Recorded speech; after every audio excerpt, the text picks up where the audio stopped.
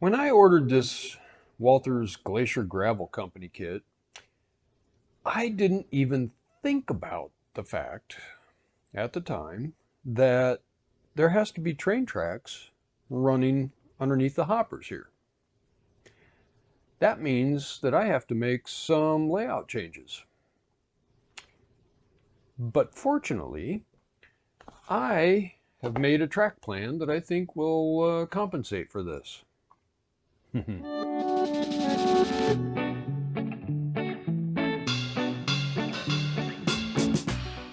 In retrospect, I may have overcompensated. Track planning was never my strong suit.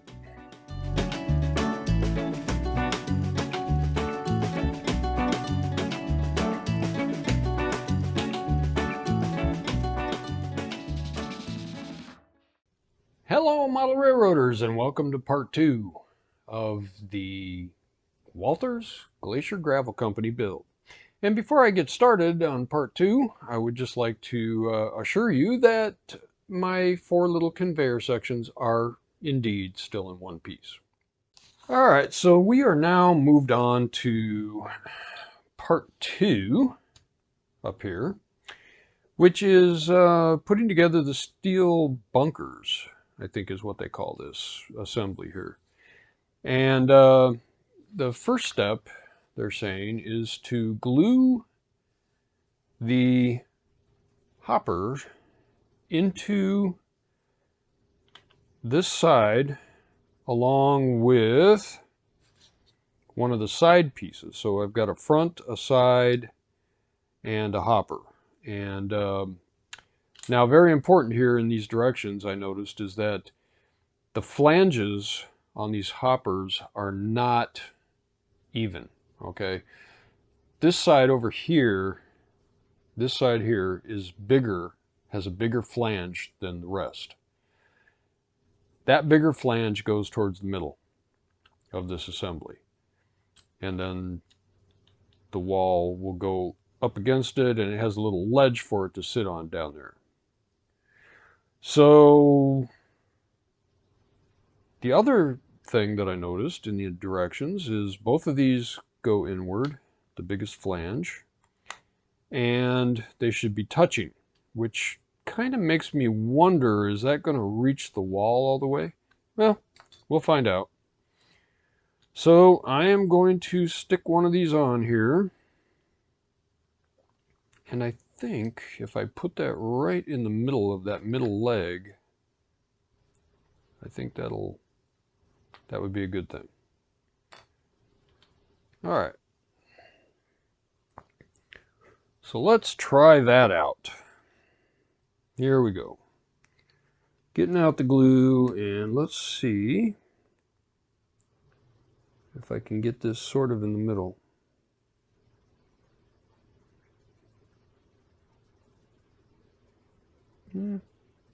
So.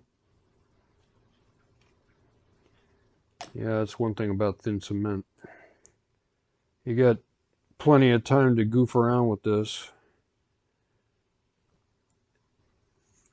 And then I am going to stick this wall on. There's a little leg rest for it down at the bottom. And kind of facing the wrong way.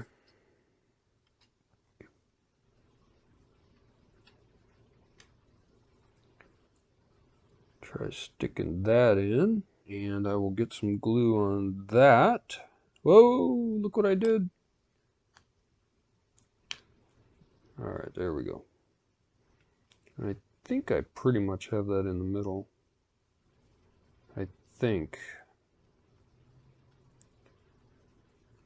Let's see.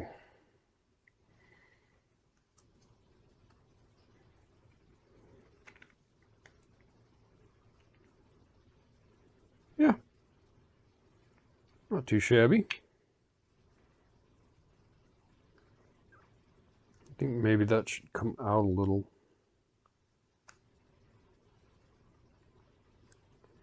All right. Get some glue up that seam.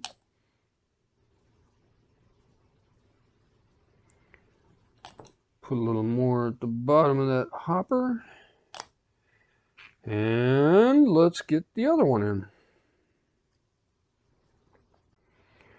Well, if I got even close to getting those hoppers centered, this should go in okay, I hope.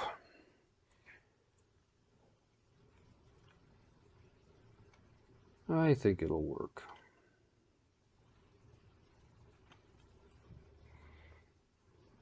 Get some glue on this one.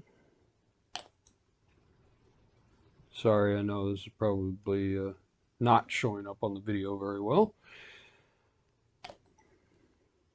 And get some going up this side of the hopper.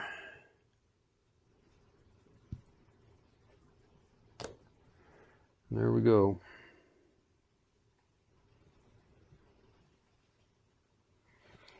Gonna get a little bit on these legs here also.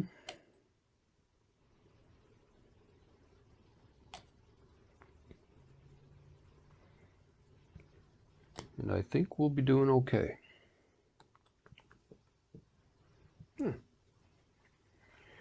All right, it's a start. Okay, so after doing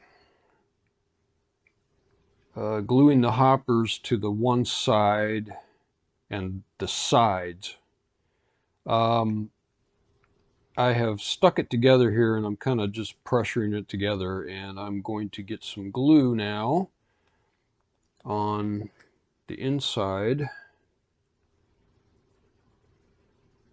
of these hoppers on the side that I didn't glue yet. And it does seem to be holding together, so that's a good thing. And let me see if I can get some up the side, the corners here. And there we go.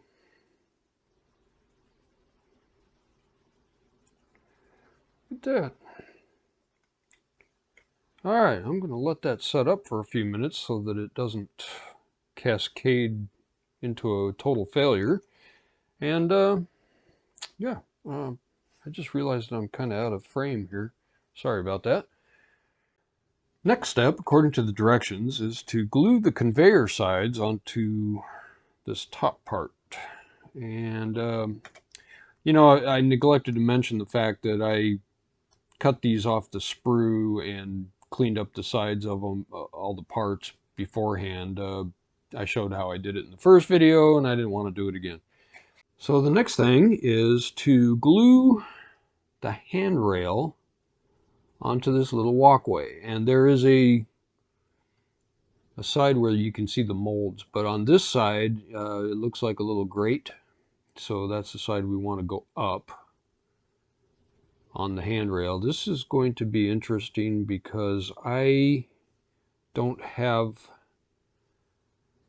any way to hold this upright. So what I'm going to do is just try to hold it in place here,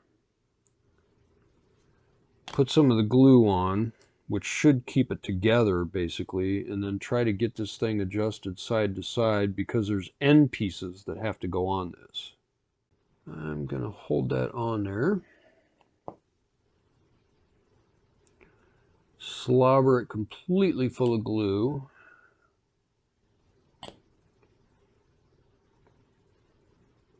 And of course it's stuck to my finger. You gotta watch this thing because it's trying to fold on me. I should have waited longer. I should have given it time to dry on the bottom part. Alright, I went ahead and glued the other end handrail on while you weren't looking. Sorry about that, but it turned out to be quite a three-handed job. So I've got that together. Next thing is the other walkway. I'm going to say that that edge is the straightest. So let's put it on that way. All right, now, while I'm on the subject of this little walkway, I noticed that in the directions here, if you can see it, let me fold that back, there is no mention in this entire section of this long walkway. There is no mention of it. It is number 41 and number 42. It doesn't say where to put it. The only instructions in this section that it says is to make sure that the little walkway meets up at the same height as the long walkway. I don't know where this thing goes. I could take a guess by the picture, but here we go. Typical Walthers instructions, right? So let me do some looking here and research, and I will find out where I am supposed to stick this thing, I guess. Well, since the picture is completely different on the box from this actual model, I have decided, I'm just going to make a command decision here, I've decided to put the railing right on top of the box. And I think that's where it's supposed to go because it has little pegs on the bottom that fit into that opening perfectly. I'm thinking that's what they intended. Let's let that set for a minute, and then I will attempt to put the small walkway on, and we'll see how it does. All right, so I glued the long walkway on there. I set a sculpting tool on here just for weight to get it to stick down. I don't think I put this in exactly the right spot, but I kind of like it. So that's where it's going. Now, this short walkway clamps on around these H-beams. So let's see, what do we have left? Oh, just the footings for the long legs. So the last part of this steel bunker is putting the footings under these legs. And I noticed, it doesn't say anything in the instructions, but these footings have, one end has a square footing and a square footing, but this end, if you can see that, is actually open.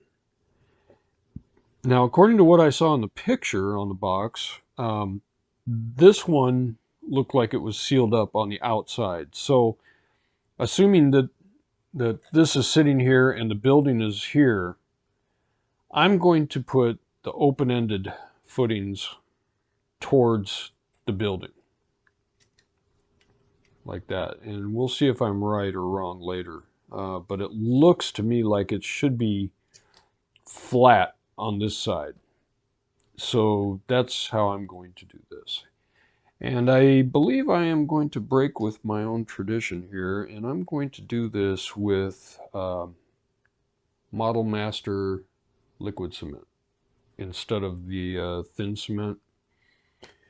If I can get this bottle to work right, because this stuff has a little more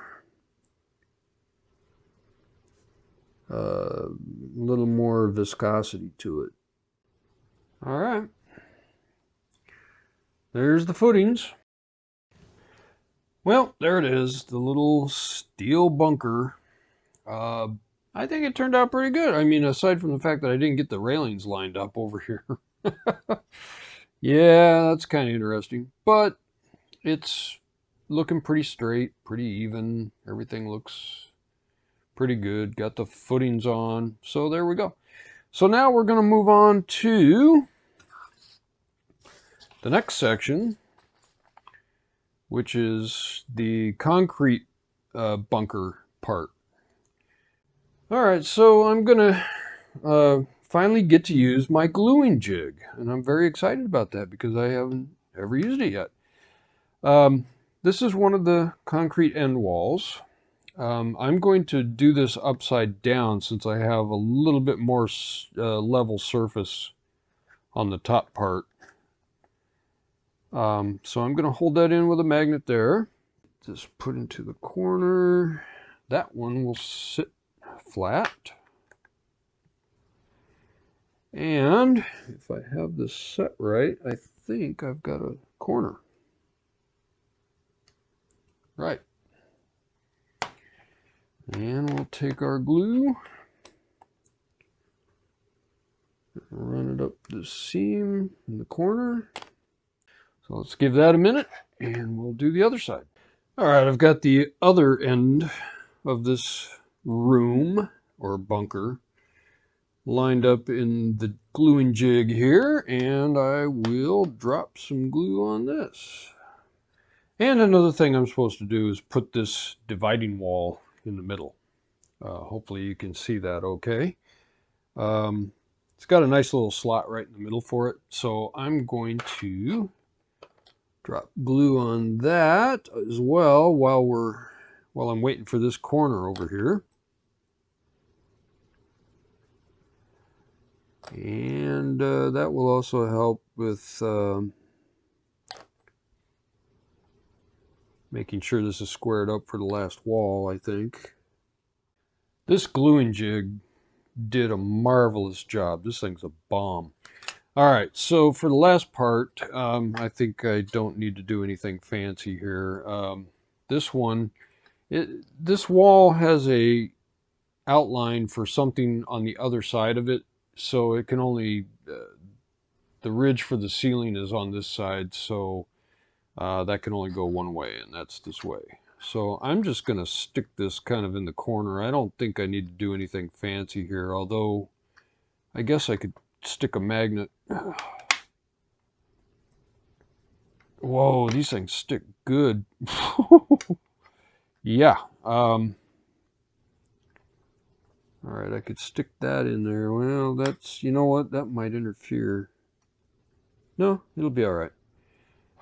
And I'm going to stick one over here just to keep it together. All right, there we go, I think. All right, one more. I don't want to make it too tight. But yeah, that'll keep it together there, I think. The last thing to do in this section, this was so much easier than the first part, is to stick these chutes in these little windows. And I believe that I'm going to have to do that from the inside. I can't figure out how to get those things through there. I could probably do it at an angle, but let's try that. Nope. Won't quite make it. All right, so I've got one in there. Let's get that one glued on. Just going to drop some glue around the bottom of it.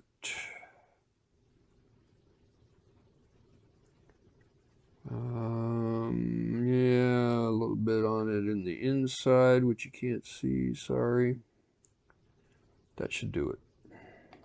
So that wraps up part 2 of the Glacier Gravel Company kit build. And as always, your comments, thumbs up, and subscriptions are appreciated and welcome. And I will see you at the next stop.